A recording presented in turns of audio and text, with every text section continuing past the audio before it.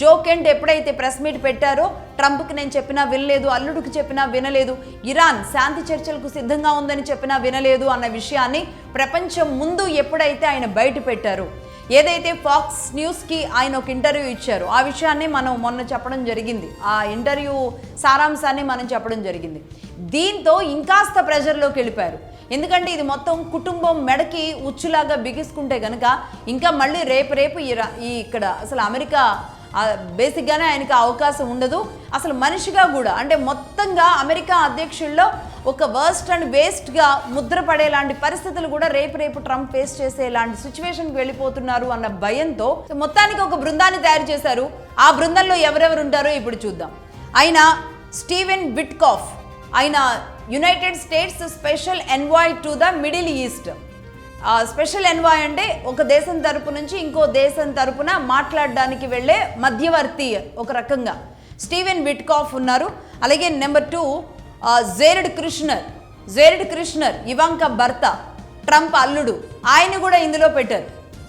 ఎందుకంటే వీళ్ళ వల్లే అసలు ఈ సమస్య అంతా తీవ్రమైంది. ఇరాన్ పీస్ టాక్స్కి సిద్ధంగా ఉన్నా సరే వినలేదు అని జియో కెంట్ చెప్పిన వ్యాఖ్యలు ఏవైతే ఉన్నాయో దాంతో ఈ కృష్ణర్నే ఈ టీంలో పెట్టేశారు ట్రంప్. మరి ఆయన ఏమన్నా సర్ది చెప్పడానికి ఈయన పనికొస్తాడు అనుకున్నారేమో తెలియదు. ఈయన ఒక జూయిష్ అని కూడా నేను చెప్పడం జరిగింది కదా. సో జేరెడ్ కుష్నర్ ఇందులో ఉన్నారు, రైట్. అలాగే మార్కో రూబియో, ఈయన secretary of state, America secretary for state Marco Rubio. ఈ మధ్యకాలంలో ఆర్ఎస్ఎస్ని, భారతదేశాన్ని ఇష్టం వచ్చినట్టు మాట్లాడారు అని చెప్పాను కదా నేను. ఆయన ఈ బృందంలో ఒక సభ్యుడు. అలాగే J D Vance, America vice president, ఈయన గురించి కూడా గతంలో మనం చెప్పడం జరిగింది. జేడీ వాన్స్ కూడా చాలా సీరియస్గా ఉన్నారు.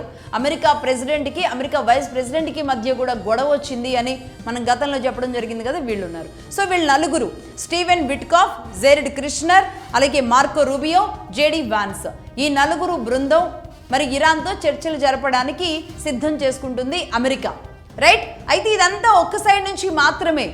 ఇరాన్ చర్చలు కూర్చోడానికి సిద్ధంగా ఉందా? ఆ విషయాన్ని ఎక్కడైనా అసలు ఇరాన్ స్పష్టం చేసిందా? దీనికి సంబంధించి ఇరాన్ మీడియా కానీ, ఇరాన్ గవర్నమెంట్ కానీ, ఐఆర్జీసీ కానీ, ఇస్లామిక్ రెవల్యూషనరీ గార్డ్ కార్ప్ ఏదైతే ఉందో వాళ్ళు కానీ ఎవ్వరూ ఇప్పటి వరకు కూడా ఒక్క మాట కూడా మాట్లాడలేదు. కానీ ఇదంతా కూడా అమెరికా నుంచి వస్తున్న మాటే.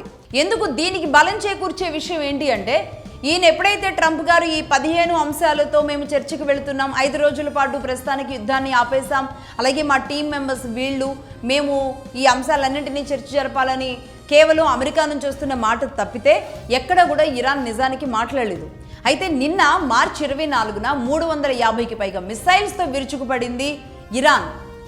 1800కు పైగా డ్రోన్స్తో యుఏఈ లక్ష్యంగా, యునైటెడ్ అరబ్ ఎమిరేట్స్ లక్ష్యంగా యుఏఈలో ఉన్న యుఎస్ సైనిక స్థావరాల మీద, అల్ దఫారా ఎయిర్ బేస్ మీద డైరెక్ట్ దాడి చేసింది. ఇందులో అంటే ప్రాణ నష్టం జరగలేదు కానీ భయంకరమైన ఆస్తి నష్టం అమెరికాకి జరిగింది. ఒకవేళ బ్రేక్ ఇచ్చి ఉంటే కనుక ఈ 5 రోజుల పాటు అమెరికా మాత్రమే బ్రేక్ ఇచ్చింది కానీ ఇరాన్ ఇప్పటి వరకు బ్రేక్ ఇవ్వలేదు. ఇది మొత్తానికి ఎక్కడ కూడా యుద్ధం ఆగలేదు, ట్రంప్ కూడా ఆపలేదు, అమెరికా మాత్రమే ఆగింది, ఇరాన్ ఏమీ ఆపలేదు. ఇద్దరూ కలిసి కూర్చొని ఆపితే ఆగినట్టు అది. అలాగే ఇంకా చర్చలు కూడా కూర్చోలేదు. ఈ చర్చలకు కూడా ఇంకేదో 3 దేశాలు ఉన్నాయి, అందులో కూడా పాకిస్తాన్ ఉందని చెప్తున్నారు కదా, అది కూడా ఒట్టి ట్రాష్. పాకిస్తాన్ అనేది అసలు ఈ చర్చల్లో లేదు. పాకిస్తాన్ అసలు ఎవరు పట్టించుకోవట్లేదు. అది కూడా ఇప్పుడు పాకిస్తాన్ తీరు మీద ఇరాన్ పీకల దాకా కోపం మీద ఉంది. ఏ మాత్రం అవకాశం ఉన్నా అటు యుఏఈ మీదో లేదా గల్ఫ్ మీద వేసే ఆ డ్రోన్లు అన్నీ కూడా ఏ మాత్రం అవకాశం ఉన్నా ఇటు పాకిస్తాన్ మీద కూడా పడేయడానికి సిద్ధంగా ఉంది. ఎందుకంటే పాకిస్తాన్లో ఏ స్థాయిలో ఎంత ఓవర్ యాక్షన్ జరుగుతుందో నిన్నటి వీడియోలో మీరు చూశారు కదా. అదంతా కూడా ఇరాన్కి తెలుసు.